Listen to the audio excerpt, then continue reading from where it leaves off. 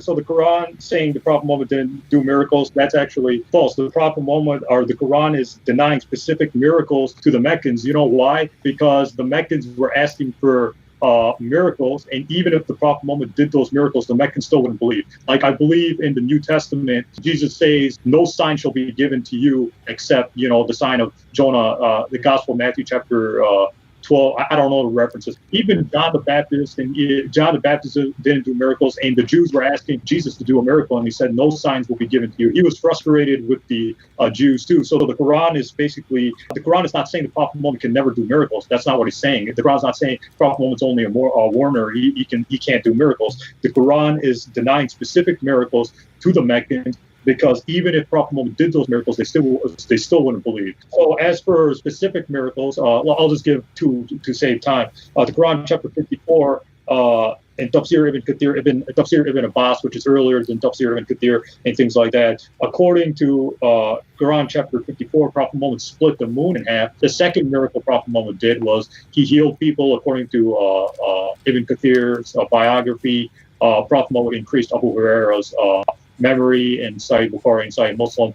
Prophet Muhammad had water coming out of his hands in Sahih Bukhari, and Prophet Muhammad was able to multiply food in Sahih Muslim. Let me address it. Number one, when you said that John the Baptist didn't do any miracles, remember, that's not our criterion. I even stated, I want everyone to hear, I actually made it clear that according to Deuteronomy 13, fulfilled prophecy and miracles are no proof that a person's a true prophet sent by God. So no one made an argument that John the Baptist is a true prophet or a false prophet because of miracles or lack thereof. So when you give me a criterion, see, Muhammad is a true prophet, he did miracles, and say, well, see, John didn't do miracles and he's still a true prophet. As far as I'm concerned and David's concerned, that's not the argument that we're making for the validity of John the Baptist. That's first of all. So that's not our criterion, that's yours. Secondly, even though Jesus said no sign will be given to this adulterous generation except the sign of Jonah, even then he's saying they're going to receive a sign. Read it, Matthew 16, verse 1 and 2. And he said that after giving them plenty of signs. He had already done dozens of miracles. The disciples did dozens of miracles in the name of Jesus. He didn't say no sign will be given. He goes, in spite of all the signs I've given you, you're going to get one final sign. One more. No other sign but this, the sign of Jonah. And then he explains what it means. So it's ironic you're appealing to Jesus, who did dozens of miracles in front of eyewitnesses, even hostile witnesses. So did his disciples. And even that comment assumes he will do a miracle. No sign shall be given except. So he didn't say no sign altogether, end of story, period. No sign except this final sign, it'll be over for you. So that's Jesus saying, I've given you enough signs, you still reject, and I'm going to give you a final one and game over. But then when you say that the Quran, this is what you said the Quran is denying specific miracles that the unbelievers asked of Muhammad. That is true for some of the verses, but that's not true for all of the verses. So I'm going to say you're again mistaken, because the Quran speaks in generalities. They're asking, why hasn't he done any sign, period? And they don't qualify it. For example, chapter 17, verse 59. I'm going to give you, and then I'm going to read Muhammad Assad, but you may reject him. But the problem is the evidence is on the side of Muhammad Assad, because he's faithful to the Quran, whereas later tradition is trying to make Muhammad into a Superman comparable to Jesus. Little do they realize that's another weapon in the hands of unbelievers to show that the hadiths contradict the Quran. They're embellished and cannot be trusted in those areas. Chapter 17, verse 59. Nothing prevented us from sending the signs, but that the ancients cried lies to them. We brought Thamud, the she-camel, visible, but they did her wrong. And we do not send the signs except to frighten. Now notice, it didn't say, we didn't send the specific signs they asked. We didn't send signs generally. We didn't send any sign, period. Not just the specific ones you asked. And here's the excuse, because they rejected them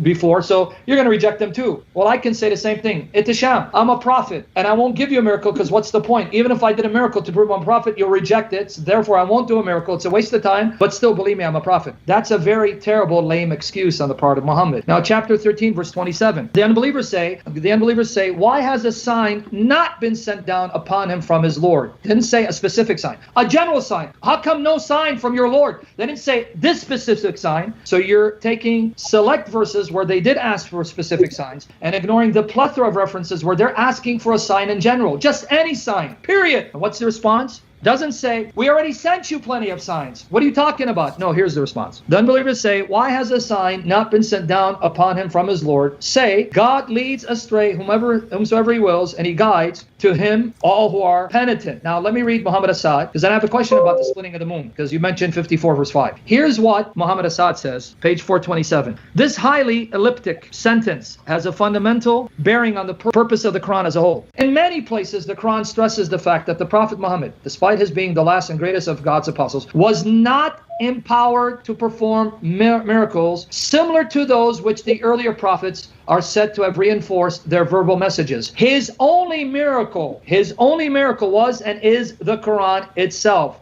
A message perfect in its lucidity and ethical comprehensiveness, destined for all times and all stages of human development. So Muhammad Assad, who converted to Islam, who translated the Quran from Arabic English, so he was a scholar, says the repeated message of the Quran, he did no miracles, especially like those of the prophets before him. The only miracle is the Quran, which means these hadiths are contradicting the Quran. And if you're a good Muslim, anytime a hadith contradicts the Quran, the hadith go, not the Quran. So now, can you open up chapter 54, verse 1? Show me in that passage where it says that the moon was split because of Muhammad being asked to show a sign. When it says the hour has come, it's talking about the day of judgment. Can you read that for us? Or you want me to read it? But I want you to read it. So regarding Mark chapter 8, verse 13 through Mark chapter 8, verse 11 to 13, Jesus, hang on one second here.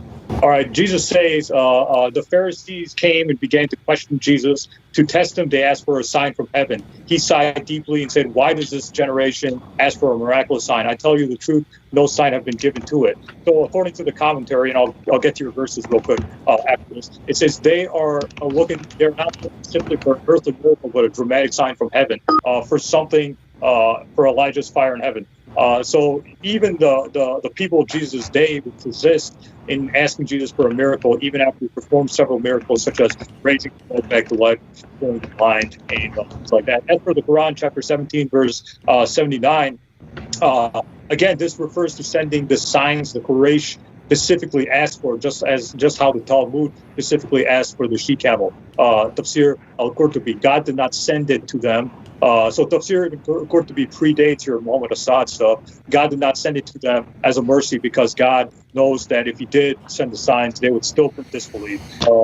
As for the Quran, chapter 54, what did you say, Sam? What did you say about I can hear you. I said 54, verse 1. I said I was going to read Yusuf Ali, I was going to read Asad. Where does it say that this is something Muhammad did when it says the hour has drawn nigh? What hour? So, the Quran, chapter 54, it's talking about the splitting of the moon, because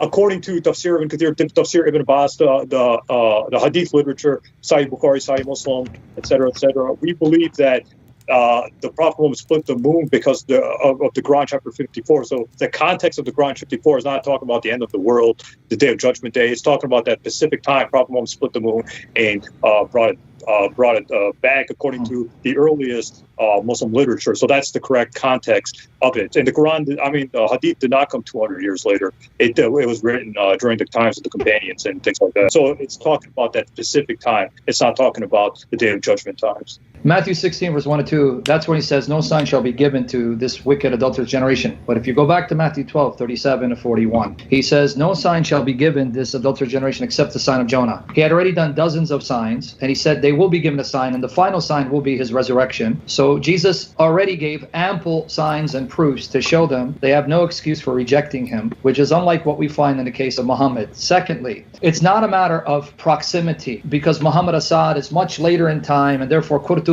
is earlier, and then somehow that means that Qurtubi is more reliable, because it's a sham. You're contradicting yourself, because Ibn Ishaq, who's even closer to the time of Muhammad than Qurtubi, says things about Muhammad that you reject. For example, you said about the satanic verses, and I want everyone to hear what you said. I know Ibn Ishaq mentions the satanic verses. I know Tabari does, but they are weak. So now it's like you want to have your cake and eat it too. You want to go with Qurtubi when it comes to miracles and reject Assad because Qurtubi is closer. And yet Ibn Ishaq, who's even closer to time Muhammad, you still question, you still doubt, and you reject the satanic verses, even though it comes from Ibn Ishaq, who's way earlier than Qurtubi. So what method are you using to determine historicity. It seems like your method is, if it suits my purpose, I'll quote it. If it refutes my purpose and my aim and exposes Muhammad as a false prophet, no matter how close, I'll reject it. You can't have your cake and eat it too, Shamoun. Stick with a method, be consistent so we can apply it. But I want everyone to hear this. I want everyone to hear it. Qurtubi, who's closer than Asad, says Muhammad did miracles. Asad is later. Well, Ibn Ishaq is even closer than Qurtubi, and so is Tabari, and both of them affirm your prophet recited satanic verses inspired by Satan to praise gods and goddesses. But you're going to say they're weak, they're fabricated, they're inauthentic, so you really don't care about proximity. You don't really care how close a source is, because if a source is damning, no matter how close is it, you're going to reject it. So let's come back to now Muhammad Asad. It's not that Muhammad Asad is later. Muhammad is using the Quran to determine what later traditions say. So Muhammad Asad, unlike Qurtubi, is faithful to the Quran because the Quran repeatedly says no miracles in general, not simply rejecting specific miracles. So Asad is right because he's going with the Quran. Qurtubi, though earlier than Asad, is wrong because he's contradicting the Quran. You see how it works? Asad is not that naive. He wasn't that stupid because he's since deceased. He realizes if the Quran says something black and white, I don't care what other sources say, how closer they are to the Quran. They're contradicting the Quran. They can't be right unless the Quran is wrong. So you see the method I'm using? I'm using the method of Muhammad Asad.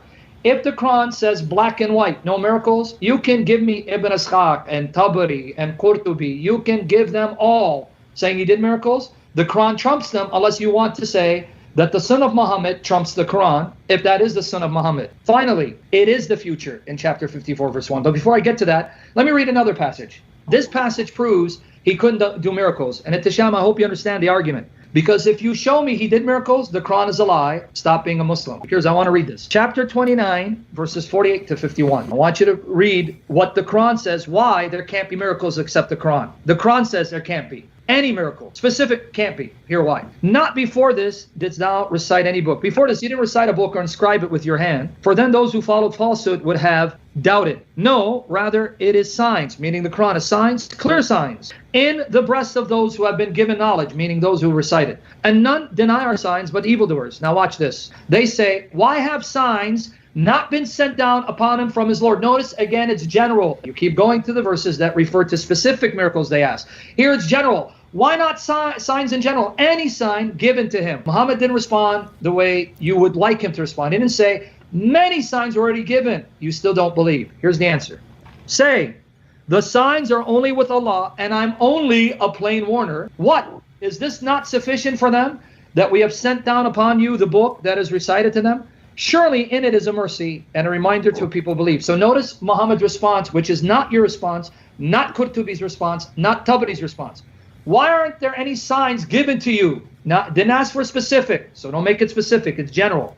And he says, well, the signs are with my Lord, my God, but I'm only a plain warner, and besides, this Quran is the sufficient miracle. Shamoun, now you're in a dilemma. If you show me another miracle to confirm the Quran, you prove Muhammad was wrong, the Quran is not sufficient, it's insufficient, so it needs other miracles to back it up. But if it needs other miracles, then the Quran lied right here, so you can't have your cake and eat it too.